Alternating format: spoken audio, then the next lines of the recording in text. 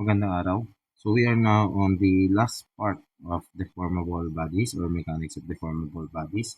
So our last topic is stresses on beams. So stresses on beams is composed of three subtopics. First one is the flexure. Second is the horizontal shearing stress. And then lastly is the spacing of fasteners. So for this discussion, ang pag-uusapan muna natin ay flexure or the bending stress. So ano nga ba si flexure? Okay? So sabi dito, flexure refers to the bending of structural elements such as a beam or a rod. So when a load or a force is applied perpendicular to its longitudinal axis. So here in the figure, as you can see, meron tayong isang beam na simply supported. So when we apply the force to F, the tendency, yung beam nagka-curve. Okay? It curves downward. So nagkakaroon ng ating tinatawag nating bending. Okay? And the force F is perpendicular to its longitudinal axis. Remember, yung longitudinal axis is yung line along the length. Okay? And yung force natin is perpendicular to that. Okay? So when a beam experiences this flexure, it produces a bending moment inside the material. So yung kung napoproduce niya na bending moment, yan naman yung sinosolve natin previously sa shear and moment diagram. Yung moment na sinosolve natin doon, that is the bending moment. Now, the general relationship between the moment and stress is this. The ratio daw between the applied moment over the moment of inertia is equivalent to the modulus of elasticity divided by rho or the center of curvature of the beam. So, gaano yung curving ng beam, okay? And that is equal to the stress over the distance, y. Y is the distance from the neutral axis to any point on the beam. So, to simply put, the moment is equivalent to EI over rho and our stress is equivalent to MY over I. This is the basic formula for flexure, MY over I.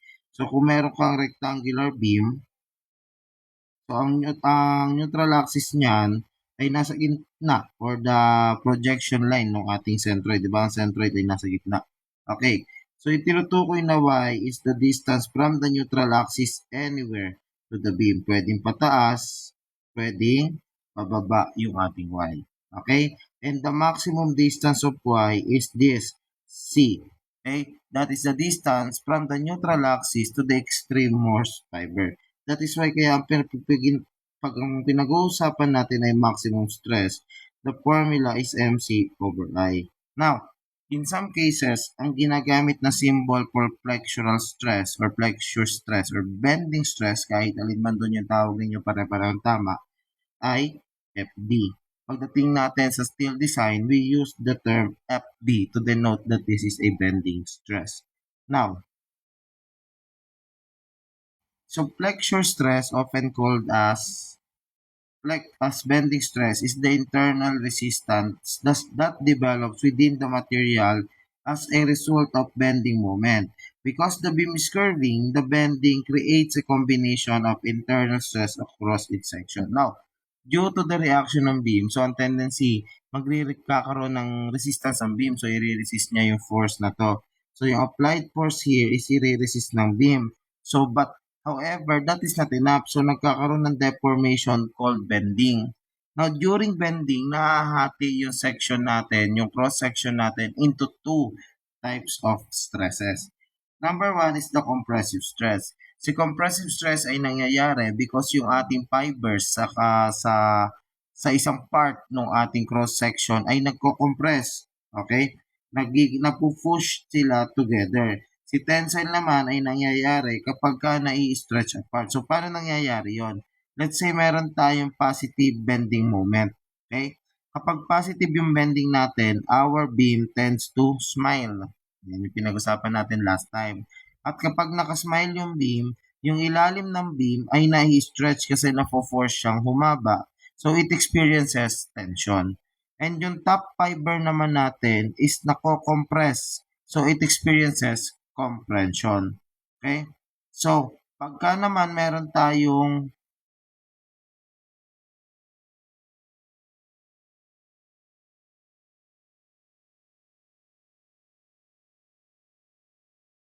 pag naman daw meron tayong negative bending, so pasimangot naman yung ating beam.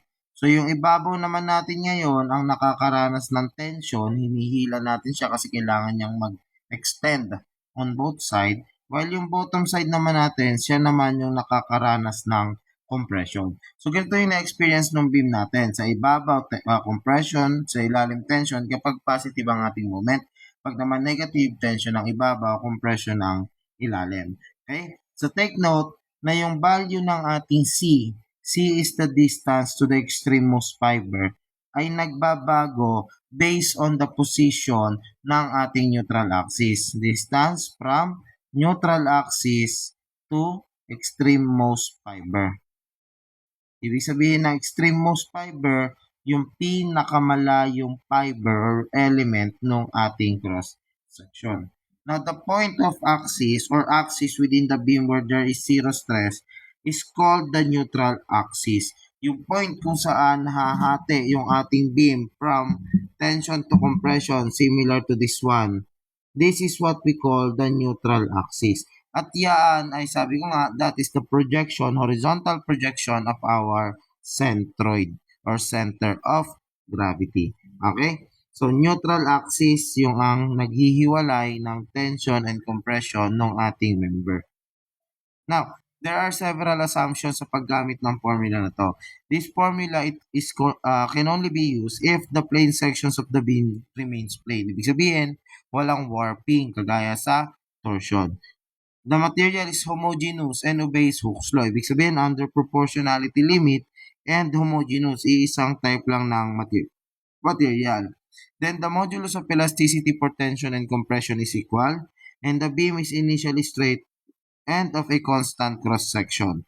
Then the last part is the plane of loading must contain the principal axis of the beam's cross-section and the load must be perpendicular to the longitudinal axis.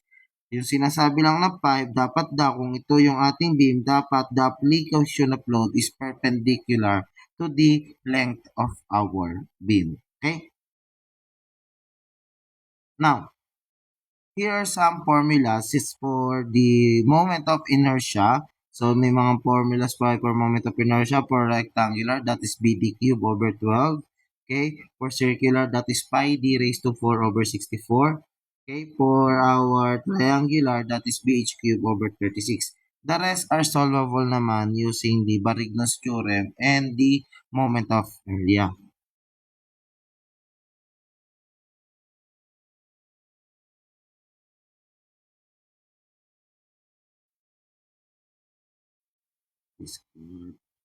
Okay, so right now we will proceed on our sample problems. Continuing our discussion on flexure or bending stress. So we are now on sample problem number 1. Sabi dito, the simply supported beam in figure A has a rectangular cross-section of 120 mm and 200 mm high. Compute the maximum bending stress in the beam.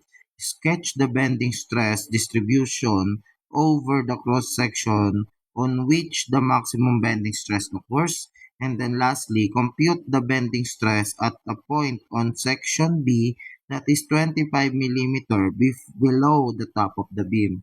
So, let me just isolate the figure. It's,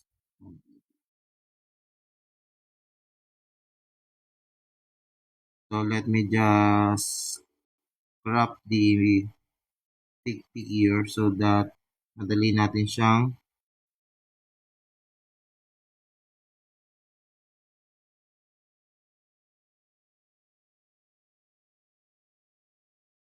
okay, then say this.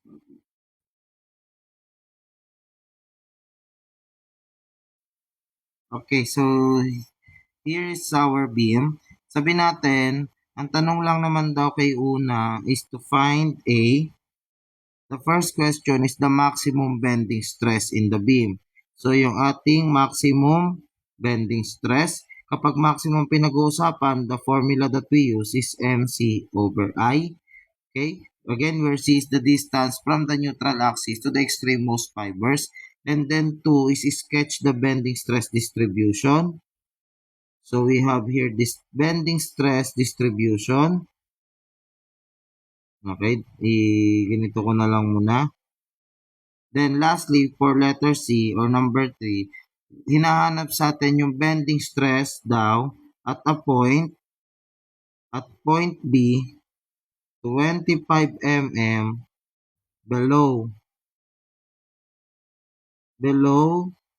the top. Okay, so we have 3 questions. So what we need to do first is to find the value of our moment. So hanapin muna natin yung moment. So dito ko gumagana yung inaral natin before na shear and moment diagram. So dito natin gagamitin yung shear and moment diagram. We can either use equation or we can use area method. Okay? So for this problem, since given naman na yung reaction, mas madali para sa atin na gumamit na lang ng area method. So maglalagay lang ako ng temporary cut dito kay B kahit walang change of load kasi hinahanap ng problem kung ano yung moment kay B. So maglagay lang tayo ng separation dito kay point B. Okay, so let's determine the area. For this one, ang area ng load natin ay for this segment, our area is negative, pababa. 6 times 0.8, that is 4.8 kilonewton. So that is the area of this part. This section naman is, ang matitira na lang dito ay,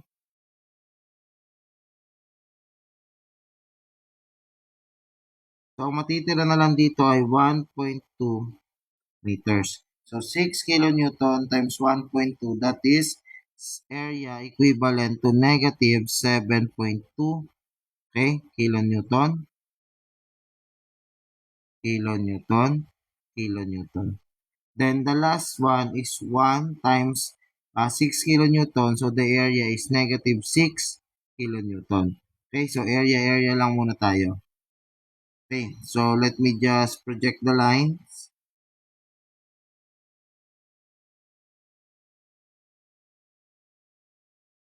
Okay, so para kay point B, special point, dahil may hinahanap sa atin yung problem.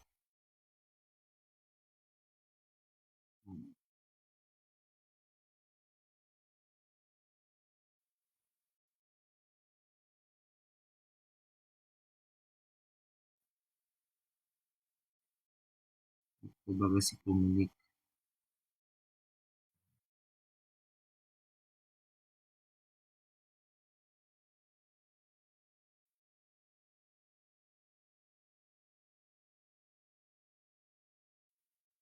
Okay, then please.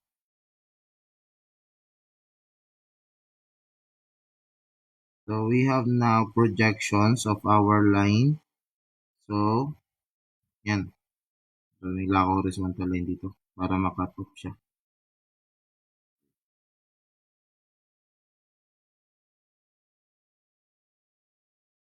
Then,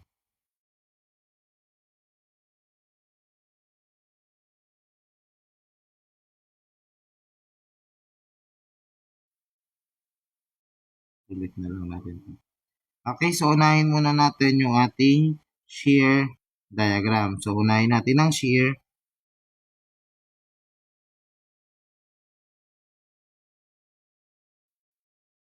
So, shear diagram, andito yung length in meters and the value of our shear in kilonewton.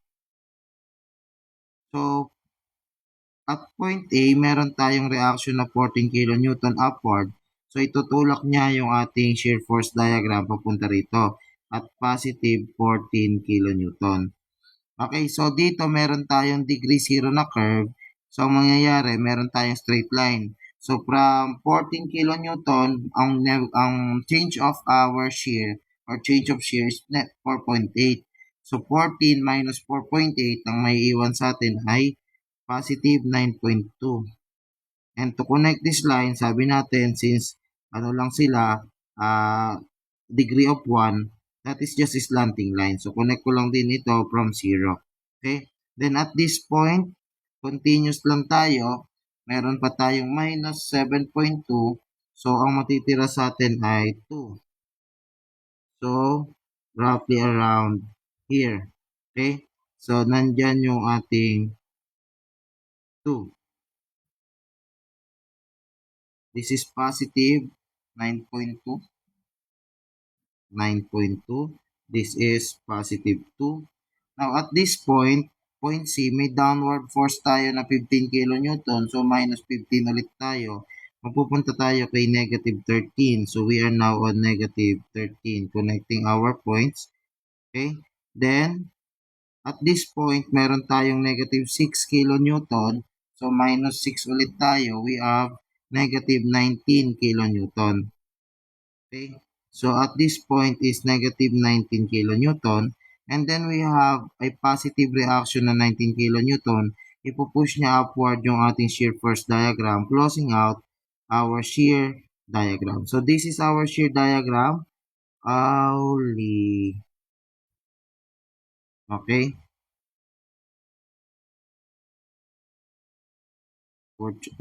Malas. Ayaw niya. Ngayon lang tayo magdugtong.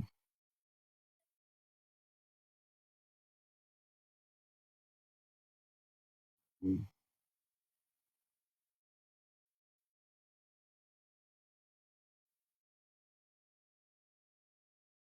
Okay, so let's proceed with the moment diagram. Since ito ay mga ano lang naman to, simple geometric shapes. So kunin na lang natin ulit yung area. So the area for this one is a trapezoid na ang height ay 14, ang isa pang height ay 9.2. So the area is positive. Positive ng 14 plus 9.2 over 2. Tapos, ang length naman niya ay 0.8. So, times 0.8. The area is positive 9.28. At this point naman, the area is also a trapezoid. So, that is 9.2 plus 2 over 2. And yung natitira natin na length naman dito ay 1.2 meters. 1.2 meters. So, the area is positive 13.44 meters. And lastly, for our last area, this is a negative kasi nasa below na siya ng ating line. So, we have here 1 half ng, we have here 13 plus 19 divided by 2 times the length na 1.0. We have here area of negative 16. So, the unit of this area are kilonewton meters. Dahil mga moment ito. So, this is kilonewton meter. This is also kilonewton meter. So, let's draw our moment diagram for this problem. So, we have here still our reference line. Okay. So, we have here the length in meters. And then, we have here the moment in kilonewton meter. Okay. So, for shear force diagram, plot natin. So, pin support tayo dito. Wala yung moment initially. So, that is 0. Okay? Then, at point B, may positive daw tayo na 9.28. So, dito, plus 9.28. Then, at this point, yung 9.28 daw natin, mag-i-increase pa ng 13.44. So, that is 21, positive 21.72. And then, meron tayong 9.28 values.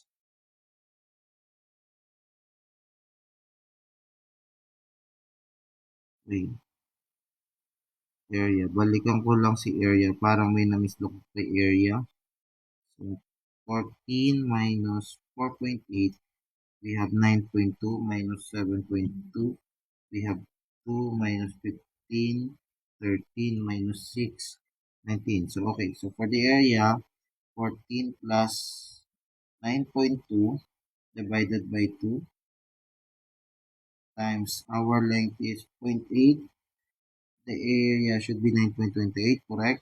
The second one is 9.2 plus 2 divided by 2, and then the length is 1.2. So the area is 6.72. So dito tayo merong konting hiccup. Okay? So this is positive 6.72. So hindi ito dapat 21. Okay? This should be 9.28 plus 6.72 should be positive 16 and then minus 16, closing out our moment diagram. So, i-connect na natin yung dots. So, gamitin natin yung PNDI circle or the DD diagram. This is positive decreasing, negative increasing, negative decreasing, positive increasing. For our shear diagram dito sa segment AB, our shear diagram is positive pero decreasing. So, dito quadrant 1. So, connect lang natin. Okay.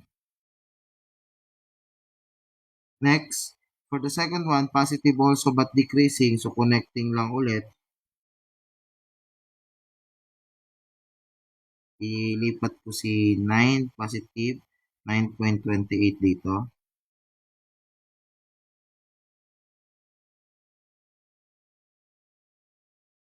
Okay? And then lastly, we have a negative increasing, pataas naman yung value. So, negative increasing. So, dito tayo, quadrant 2. So, pababa naman ganun. Okay. And the degree of curve, n is equal to 2, n is equal to 2, and n is equal to 2. So, from this figure, we can say that our maximum moment is 6 kilonewton, or 16 rather, 16 kilonewton, nawala yung 1, 16 kilonewton meter. And then yung moment natin naman kay point B is positive 9.28 kilonewton meter. So, positive yung bending natin because kapag i-drawing natin yung elastic curve na to, magbe-bend yung beam natin pa ganito. So, nakasmile lang yung beam. Ibig sabihin, yung nasa ibabaw natin, it experiences compression, nako-compress ito. And then, yung ilalim naman natin is nakaka-experience ng tension. So, ganyan yung actions inside our beam. So, since may moment na tayo, let's solve our letter A. The maximum stress, which is equivalent sa MC over I.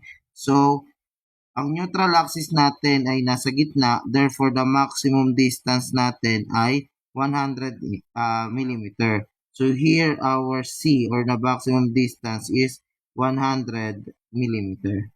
And since rectangular lang ito, our moment of inertia is BH cube over 12. So kapag sinolve natin to, since C is H over 2, so our moment becomes so our stress becomes M times H over 2 kasi kalahati ng height yung ating C divided by BH cube over 12. So ito ay magiging 6, maka-cancel, ito ay magiging squared. So our stress maximum for a rectangular member is 6M over BH squared. So, pwede nyo gamitin yung derived na to, pwede rin ito. Ako, mas gusto ko na lang si MC over I because kahit anong shape, applicable siya. Ito, applicable lang kapag rectangular, no? But we can also use this one. Wala namang bumabawal sa atin na gamitin itong formula na to. So, for maximum stress natin, okay, that is equivalent to 6 times our moment, 16 kilonewton meter. Again, consistency of unit. Since naka-kilonewton meter ito, pero yung ating mga dimensions ay naka-millimeter, convert na lang natin to. So, this becomes 16. Yung kilonewton meter magiging 16 times 10 raised to 6 Newton millimeter. Okay, don't forget na naka-multiply ito dapat kay 6. Okay? Divided by our base na 120 multiplied by our height na, so our total height is 200, 100, 100. So this is 200 millimeter. So lagay natin unit mm times 200 mm squared. So cancel na to, matitirang unit sa atin ay Newton per millimeter squared. That is megapascal. So our answer is 16 times 16 times 10 to 6 divided by 120 times 200 squared. So we have 20 megapascal. Now the question is, yung 20 megapascal ba na ito ay tension or compression? So the answer is both. Pagka ang kinukuha natin ay yung ibabaw, this is under compression kasi positive bending tayo. So kapag ang focus natin ay top fiber, our stress maximum on top fiber is 20 megapascal compression. Sa bottom fiber naman, or sa ilalim, our maximum stress is equivalent to 20 megapascal tension. Bakit naging pareho, sir? Kasi symmetrical yung ating cross section. Square lang, rectangle lang ito, 100 mm sa taas, 100 mm sa baba. Kumbaga, naka-mirror lang sila. So, same sila ng nararanasang stress. Okay? So, magbabago lang yung maximum at minimum stress. Mag-iiba lang sila whenever irregular yung ating shape or not symmetrical along the neutral axis. So for this one, ito yung ating sagot. Now let's draw the stress distribution. So for letter B, stress distribution, i-draw lang daw natin. Okay? So ang gawin lang natin, uh,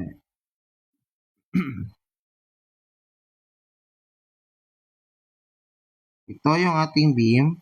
Maglagay lang ako ng vertical distance dito, vertical line, to separate yung ating compression and tension, and then our neutral axis is located at this point. Okay?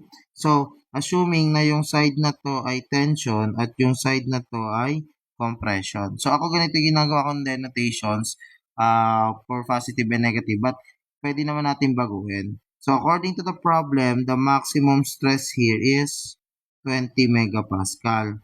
And given that the stress at the neutral axis is always equal to 0. Okay? So, dito naman sa bottom, ganun din. The maximum stress here is 20 megapascal. Now, the problem is, hindi natin alam kung ano yung itsura ng ating magiging curve. So, what we can do is try to experiment muna. Kuha lang tayo ng stress. Kunin natin yung stress dito at half, 50 millimeter. So, our stress at that point, so stress natin sa 50 millimeter, that would be M. The distance now is 50 millimeter. That will be our Y over I. So, in this case, the stress at 50 millimeter is 6. Okay? That is our moment. Tama? 6. My God, mali. 16. This should be 6. Tama. 16 pala nalagay ko. Okay? 16 times 10 raised to 6 Newton millimeter multiplied by our Y, 50 millimeter, divided by the base na 120. So the base is 120. The height is 200 cube over 12. So this one is my over I. No? Okay? So the stress at 50 mm, again since symmetrical ito, pareho lang yung 50 mm sa itaas at sa ibaba. Correction, this should be 6 kasi Newton millimeter tayo. So 10 raised to 6 times 50 millimeter divided by 120 times 200 cube. Okay, divided by 12. Hindi natin pwedeng gamitin yung formula na to kasi for maximum lang yung 6m over VH cube. So in this case, kailangan natin bumalik sa my over I. So the answer here is 10 megapascal. So sa kalahati, at this point, ang ating stress ay 10 megapascal. So we can expect that at this point, similar sila, symmetrical, this is also 10 megapascal. So basically, ang shear stress natin para sa flexure is just a linear. So linear lang yung ating shear stress. Okay? Linear lang yung stress diagram natin dito.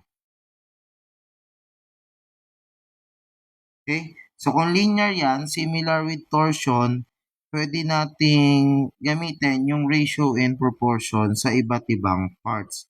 Now, going to our last problem, letter C. Ang tinatanong sa C ay yung stress at point B, 25 mm. So, ilagay ko na lang na stress at B, 25 mm top para hindi ako mahirapan.